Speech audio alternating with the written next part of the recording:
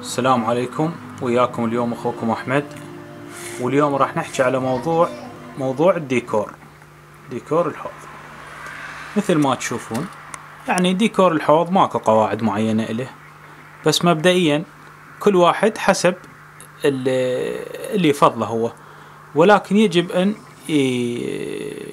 يعني يناسب طبيعة الاسماك الجاية من عندها بالطبيعة. مثلا السكلد ما يحب يعيش بالنباتات، يحب الصخور والبيئة الرملية. مثل ما جاي تشوفون هذا الرمل وهاي الصخور والأشياء هذه ما يعيش ويا النباتات. مثلا الحوض الآخر يعني إذا تحبون تشوفون، مثلا هاي تترة جاية من الأمازون، تحب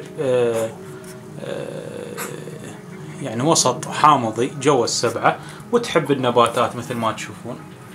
فظلت يعني هو المفروض الواحد يتبع الطبيعة مال الأسماك. يعني مو أنا جاي أشوف هواي فيديوهات يخلون حصو لونه أزرق ولونه أحمر وفد أشياء يعني ما موجودة بالطبيعة، فهاي يكون لها تأثير سلبي على الأسماك، لأن الضوء راح ينعكس على عيون الأسماك، وراح يؤدي إلى يعني يسوي ستريس بالأسماك، يعني جهد وممكن تتمرض.